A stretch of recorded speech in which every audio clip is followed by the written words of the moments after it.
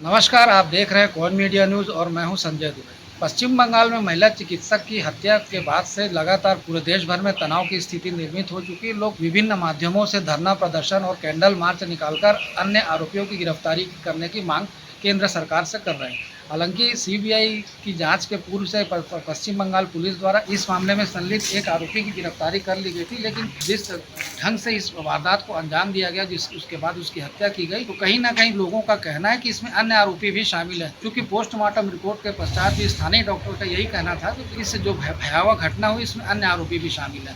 तो हालांकि पश्चिम बंगाल पुलिस का जो प्रयास है निरंतर जारी है। इसे लेकर के लोगों द्वारा प्रधानमंत्री, गृह मंत्री से मांग की जा रही है कि इसमें संलिप्त अन्य आरोपियों की गिरफ्तारी की जाए। अभी 2 दिन पूर्व, जैसा कि आप सभी को पता होगा, कि पश्चिम बंगाल के मुख्यमंत्री ममता बनर्जी द्वारा एक प्रदर्शन किया गया था, एक रैली आयोजित की गई थी, जिसमें उनके स्वयं के द्वारा इस मामले में शामिल अन्य आरोपियों की गिरफ्तार करने की मांग करने के साथ ही सरकार, जो चूंकि पश्चिम बंगाल में टीएमसी की सरकार है, तो ममता बनर्जी द्वारा अपनी ही सरकार से मांग की जा रही थी कि इस मामले में शामिल अन्य आरोपियों को गिरफ्तार किया जाए। इससे यह स्पष्ट होता है कि ममता बनर्जी जो है इस मामले को लेकर के लीपापोती करने की कोशिश में लगी हुई है।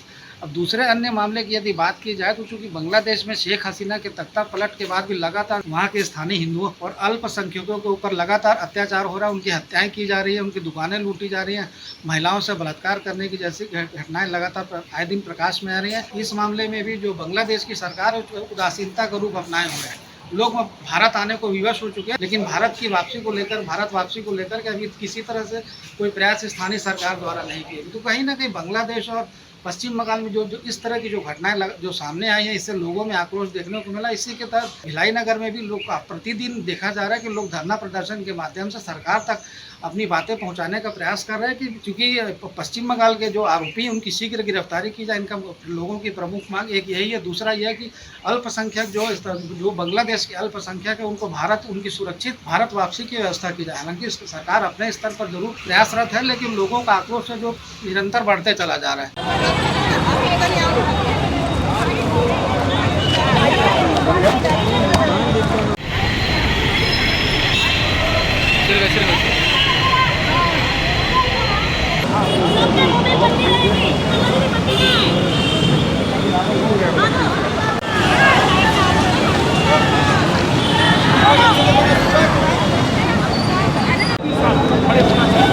मेरी ऐसी मांग है, जब तक हम वहाँ की जनता के साथ खड़े नहीं होंगे, उनके मन का भय नहीं है।